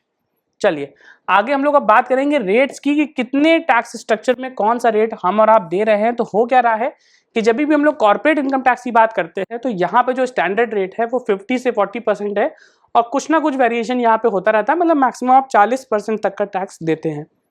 जीएसटी की बात करें तो यहाँ पे अलग अलग रेट्स होते हैं, 0, 5, 12, 18, 28। मैक्सिमम जो रेट है वो इस समय 28 का है। इनकम टैक्स जो 0 से 30% का है, मैक्सिमम 30% का आता है। मैट का जो रेट आता है वो 15% है। Capital gain short term 15%, long term में 10 और 20% का आता है। 10% जो है ये शेयर्स के लिए है, 20% जो प्रॉपर्टी के लिए। तो 40% और 10-20 का रेट यहाँ पे भी आता है। क्रिप्टो करेंसी का टैक्स आया है 30% का, और विद होल्डिंग टैक्स जो होता है जब पैसा आप देश से बाहर बेचते हैं तो उस केस में आपको 10% जो टैक्सेशन का पेमेंट है वो करना पड़ेगा। चलिए दोस्तों आगे चलते हैं, हम लोग बात करेंगे कॉर्पोरेट इनकम टैक्स की। तो corporate tax is levied on the tax income earn by the companies varying between 20 to 40%। जैसे मैंने आपको बताया, इसी के बीच में डिपेंड करता है कि आपकी कंपनी किस स्टेट में बनी है, कब इनकॉर्पोरेट हुई है, उसके बेसिस पे आपको 15%, 40%, 20% इसके बीच में जो टैक्स स्ट्रक्चर है वो टैक्स देने पड़ेंगे। All income earn by the way of domestic companies tax under corporate tax laws. जो इनकम टैक्स मैंने आपको बताया ना, अगर कोई कंपनी भी बनी है तो इनकम टैक्स पेमेंट करती है, तो ये जो अमाउंट है हमारा, ये अमाउंट हमारा जाता है सेंट्रल गवर्नमेंट के पास। तो ये सेंट्रल गवर्नमेंट जो होती है वो सारा अमाउंट ले लेती है, बट यही कंपनी अगर जीएसटी पेमेंट करती है तो यहाँ पे जो अमाउंट, अगर उसने 100 रुपए का जीएसटी पे किया है तो इसको हम लोग डिवाइड बाय 2 करते हैं, तो 50 रुपए हमारा सेंट्रल के पास में जाएगा और 50 रुपए हमारा स्टेट के पास में। तो यहाँ पे जो जीएसटी का अमाउंट है उसको हम लोग डिवाइड कर सकते हैं। चलिए आगे चलते हैं, हम लोग जीएसटी के बारे में बात करते हैं। जीएसटी का जो इंट्रोडक्शन था वो आप सभी को पता होगा, 1 जुलाई 2017 को हमारे देश में जीएसटी एप्लीकेबल हो गया था। इसके अंदर जो टैक्स स्ट्रक्चर्स होते हैं वो रेट होते हैं 5% के, 12%, 18 और मैक्सिमम 28% रेट, जैसे सीमेंट और लग्जरी कार्स जो होती हैं उसके ऊपर आज के डेट में 28% जीएसटी लगाया जा रहा है। जीएसटी जो है सिंगल वैल्यू एडेड टैक्स है। अब इसको लाया भी इसीलिए गया था क्योंकि इससे पहले हमारे देश में क्या चलता था, सर्विस टैक्स चल रहा था, वैट चल रहा था, एक्साइज, कस्टम, अलग अलग टैक्सेस थे। तो वो सारे ही चीजों को हटा के हमने जीएसटी एप्लीकेबल करा दिया। अब हम लोग जीएसटी के अगर कंपोनेंट की बात करें तो जीएसटी अगर हमारे देश में आया है तो इसमें क्या हो रहा है, 3 इंपॉर्टेंट जो कंपोनेंट्स आए थे, सीजीएसटी, आईजीएसटी और यूटीजीएसटी। तो होता क्या है, सीजीएसटी मैंने आपको बताया कि 100 रुपए का अगर आपने कहीं जीएसटी पेमेंट किया है तो 100 रुपए को हम लोग डिवाइड बाय 2 करते हैं। तो ये 100 रुपए जब डिवाइड बाय 2 होता है तो इसमें से सीजीएसटी का अमाउंट निकल आता है 50 रुपए का, और जो 50 रुपए है ये हमारा एसजीएसटी हो गया, मीन्स ये हमारा सेंट्रल गवर्नमेंट के पास चला गया, ये स्टेट गवर्नमेंट। और आईजीएसटी की बात अगर हम करें तो जब 100 रुपए हम देते हैं और अगर हम यूपी में बैठे हैं और कोई सामान हम दिल्ली में सप्लाई कर रहे हैं तो हो क्या रहा है कि दिल्ली वाले का जीएसटी तो हमारे पास में नंबर आ गया, बट हो क्या रहा है, यूपी में बैठ के अगर हम सीजीएसटी जमा करेंगे तो पैसा हमारी गवर्नमेंट के पास में जाएगा, और हमारे पास कोई ऐसा स्ट्रक्चर नहीं है कि हम यूपी में बैठ के ना दिल्ली की गवर्नमेंट को टैक्स पेमेंट कर पाएं। तो होता क्या है, यहाँ पे ना एक आईजीएसटी का नियम एप्लीकेबल होता है, वो ये बोलता है कि अगर आप चाहते हैं इसको पेमेंट करना तो आप ना आईजीएसटी हेड के अंदर पेमेंट करेंगे। उसके बाद सेंट्रल गवर्नमेंट ये डिसाइड करेगा कि उसमें से कितना अमाउंट जो है वो दिल्ली को जाना है और कितना यूपी को जाना है, क्योंकि यहाँ पे डिफाइन ये किया जाता है कि जीएसटी जो हमारा है एक डेस्टिनेशन बेस्ड टैक्स है, मींस जहां पे जो आपका सामान है उसका कंजम्पशन होता है, आप टैक्सेशन का सेम पेमेंट वहीं पे लिया जाएगा। मींस अगर आपने कोई सामान लिया और आपका सामान दिल्ली में कंज्यूम हो रहा है तो हो सकता है कि जो अमाउंट है वो आपने चार्ज तो यहाँ किया, बट दिल्ली जो गवर्नमेंट होगी उसी को इस अमाउंट का सारा पैसा मिलेगा। चलिए आगे हम लोग बात करते हैं कस्टम ड्यूटी और इंपोर्ट एक्सपोर्ट लॉस के बारे में। तो दोस्तों होता क्या है, कस्टम ड्यूटी जो हमारे देश में होती है, आपको पता है कि कोई भी सामान अगर हम एक्सपोर्ट कर रहे हैं, इंपोर्ट कर रहे हैं, तो इंपोर्ट पे हम कस्टम ड्यूटी देते हैं। एक्सपोर्ट जब भी हम कर रहे हैं तो एक्सपोर्ट के केस में हमको कोई भी टैक्स नहीं देना, और यहाँ पे अगर आपने कोई भी जीएसटी पे किया है तो वो जीएसटी आपको रिफंड हो जाता है। क्योंकि एक्सपोर्ट के केस में हमको कोई टैक्स नहीं देना, इंपोर्ट कर रहे हैं तो हमको कस्टम ड्यूटी देनी पड़ सकती है। अगर हम लोग बात करते हैं क्लासिफिकेशन की, तो इंडिया में क्या होता है, HSN कोड की क्लासिफिकेशन फॉलो किए जाते हैं। यहाँ पे हम लोग custom duty, social welfare charge और IGST देते हैं। हो क्या रहा है कि जब भी आपको पता होगा कि अगर हम GST रिजीम में आ गए हैं तो कस्टम में क्या हो रहा है कि GST रिजीम में आने के बाद में अगर हमने कोई भी चीज इंपोर्ट करी है तो हम IGST का पेमेंट करेंगे और पेमेंट करने के साथ साथ में जो अमाउंट उसका है वो यहाँ से दिया जाएगा। दोस्तों हम लोग बात करेंगे with holding tax in India. यहाँ पे क्या होता है कि कभी भी NRI को कोई पेमेंट किया जा रहा है या NRI के द्वारा में कोई भी टैक्सेस का पेमेंट होना है तो उसको हम लोग विद होल्डिंग टैक्स बोलते हैं। यहाँ पे एक एग्रीमेंट होता है हमारा, डबल टैक्सेशन एग्रीमेंट। ये बोलता है कि जरूरी नहीं है कि अगर किसी इनकम पे ना आपने बाहर कोई टैक्स दे दिया और इंडिया में उस इनकम को लेके आते हैं या तो उस इनकम पे आपको दोबारा से टैक्स देना है। यहाँ पे आपको दो कंट्रीज के बीच का एक एग्रीमेंट होता है, डबल टैक्सेशन एग्रीमेंट, उसको ध्यान से समझना है। अगर आपको पता है कि वो एग्रीमेंट में आपको ये बोला गया है कि US की टैक्सेबल इनकम इंडिया में अगर आप लाते हैं तो आपको उसके ऊपर कोई टैक्स नहीं देना, तो उस प्रोविजन को आप फॉलो करेंगे।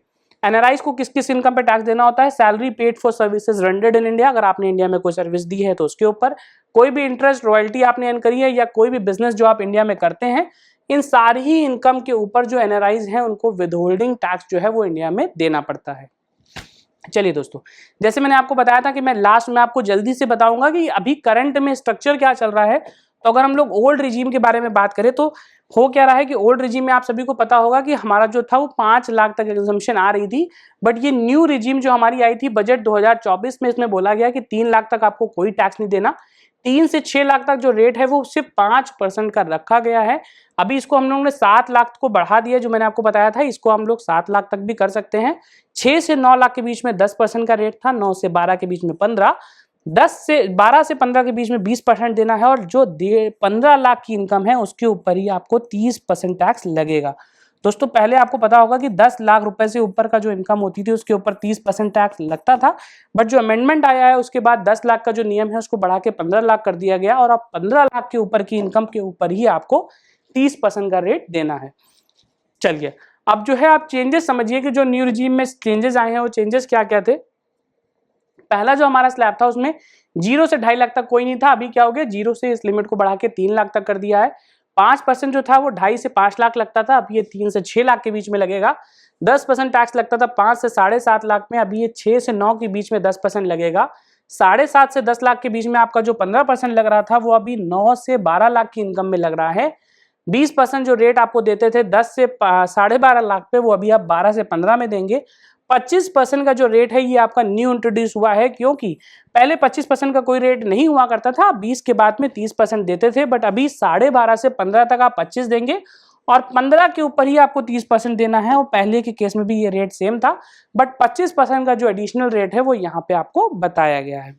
चलिए अब हम लोग बात करते हैं ओल्ड टैक्स रिजीम की, क्योंकि अभी भी बहुत सारे ऐसे हमारे और आपके यूजर्स हैं जो कि ओल्ड टैक्स रिजीम को फॉलो कर रहे हैं।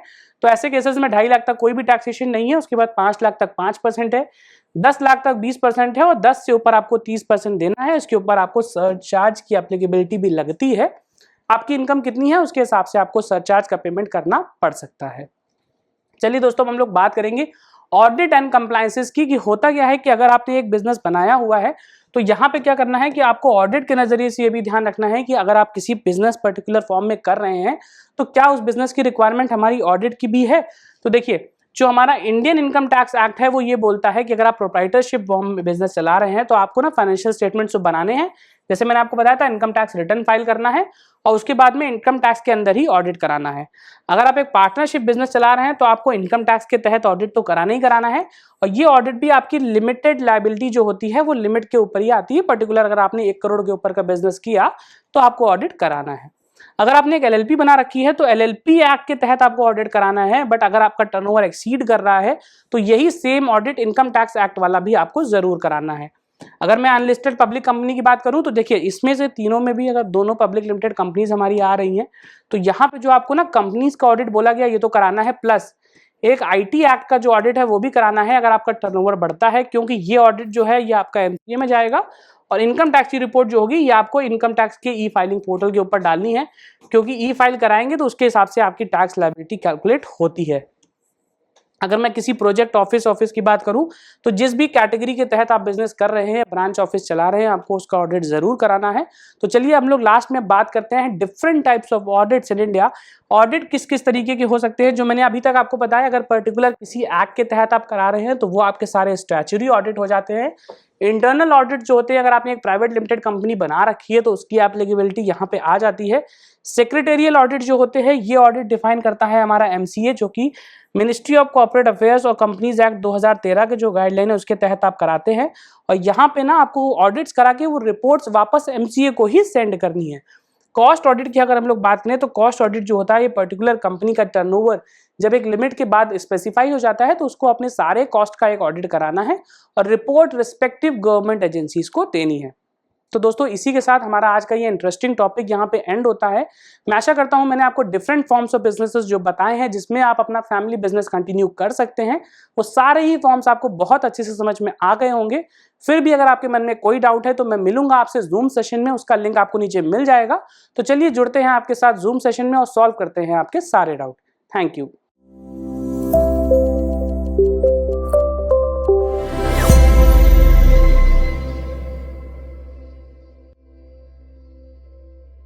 बिजनेस पाठशाला के बिजनेस आइडिया सेगमेंट में आपको मिलती है बहुत सी बेहतरीन प्रॉफिटेबल बिजनेस की जानकारी। इन बिजनेस को शुरू करके आप बन सकते हैं एक सफल उद्यमी और साथ ही दे सकते हैं देश की प्रगति में अपना योगदान। आज हम जानेंगे प्लास्टिक एंड एलाइड प्रोडक्ट से रिलेटेड बिजनेस आइडिया के बारे में। आज का पहला बिजनेस आइडिया है फ्लोर वाइपर। फ्लोर वाइपर एक ऐसी वस्तु है जिसका इस्तेमाल फर्श की सफाई के लिए किया जाता है। वाइपर्स में फ्लैट और स्मूथ रबर ब्लेड होती है जिससे सफाई करने में आसानी होती है। वाइपर्स को हैंडल और इस्तेमाल करना काफी आसान होता है। इसकी manufacturing EVA, rubber sheet, iron pipe और पीवीसी स्लीव्स आदि चीजों से की जाती है। इसे हर जगह काफी इस्तेमाल किया जाता है, इसीलिए मार्केट में इसकी परमानेंट डिमांड भी रहती है। हाई डिमांड के कारण इसका बिजनेस शुरू करना किसी भी व्यवसाय के लिए बहुत ही प्रॉफिटेबल साबित हो सकता है। फ्लोर वाइपर मैन्युफैक्चरिंग बिजनेस शुरू करके आप लगभग 10 से 12% प्रॉफिट अर्न कर सकते हैं। इस बिजनेस को सामान्य स्तर पर शुरू करने के लिए आपको 1500 से 1800 स्क्वायर फीट एरिया, 15 से 20 किलोवाट पावर कनेक्शन, 6 से 8 मैन पावर और 15 से 20 लाख रुपए इन्वेस्टमेंट की आवश्यकता होगी। वहीं अगर आप इस बिजनेस को बड़े स्तर पर शुरू करते हैं तो इसके लिए आपको 3500 से 4000 स्क्वायर फीट एरिया, 45 से 50 किलोवाट पावर कनेक्शन, 12 से 15 मैन पावर और 55 से 60 लाख रुपए इन्वेस्टमेंट की आवश्यकता होगी। बढ़ते हैं अगले बिजनेस आइडिया की तरफ, जो है लैमिनेटेड ट्यूब। लैमिनेटेड ट्यूब वो ट्यूब्स होते हैं जिससे पैकेजिंग के लिए एल्युमिनियम फॉयल और प्लास्टिक फॉयल की लेयर्स होती हैं। इसका यूज चीजों में मिलावट या लीकेज होने से बचाने के लिए होता है। इन ट्यूब्स पर कंपनी लोगो, प्रोडक्ट डिस्क्रिप्शन और इंग्रेडिएंट आदि डिटेल्स प्रिंट की जाती हैं। इन्हें laminated tube roll, aluminium foil seal और कैप से बनाया जाता है। इनका सबसे अधिक इस्तेमाल एफएमसीजी इंडस्ट्री में पेस्ट, लोशन, क्रीम और जेल आदि की पैकेजिंग के लिए किया जाता है। लैमिनेटेड ट्यूब्स का यूज फार्मास्यूटिकल इंडस्ट्री में भी किया जाता है, इसीलिए इसका मार्केट स्कोप काफी अच्छा है। लैमिनेटेड ट्यूब्स इंडस्ट्री शुरू करके आप बन सकते हैं एक सफल व्यवसायी और कमा सकते हैं 20 से 25% लाभ। लैमिनेटेड ट्यूब्स इंडस्ट्री में स्मॉल स्केल में 1500 से 1800 पीसेस पर आवर मैन्युफैक्चरिंग करने के लिए आपको आवश्यकता होगी 250 से 3000 स्क्वायर फीट एरिया, 25 से 30 किलोवाट इलेक्ट्रिसिटी लोड, 4 से 6 मैन पावर, 40 से 45 लाख रुपए मशीन कॉस्ट और 10 से 15 लाख रुपए वर्किंग कैपिटल और 55 से 65 लाख रुपए इन्वेस्टमेंट की। आज का तीसरा business idea PP woven bag manufacturing है। पीपी वुवन बैग रोल से बनाए गए पैकेजिंग मटेरियल होते हैं। ये कन्वेंशनल बैग्स के मुकाबले non toxic, cost efficient, durable और लाइटर इन वेट होते हैं। इसका सबसे अधिक इस्तेमाल ग्रेन मिलिंग और शुगर इंडस्ट्री में राइस, व्हीट, स्पाइसेस, फर्टिलाइजर्स, मेज और अन्य एग्रीकल्चरल प्रोडक्ट्स की पैकेजिंग के लिए इस्तेमाल किया जाता है। इनका यूज इंडस्ट्रियल गुड्स के स्टोरेज और ट्रांसपोर्टेशन के लिए भी किया जाता है। पीपी वुवन बैग्स की मार्केट में काफी हाई डिमांड है, इसीलिए इसका बिजनेस शुरू करना आपके लिए अत्यंत फायदेमंद साबित हो सकता है। इस बिजनेस में लगभग 8 से 10% पर केजी प्रॉफिट मार्जिन होता है।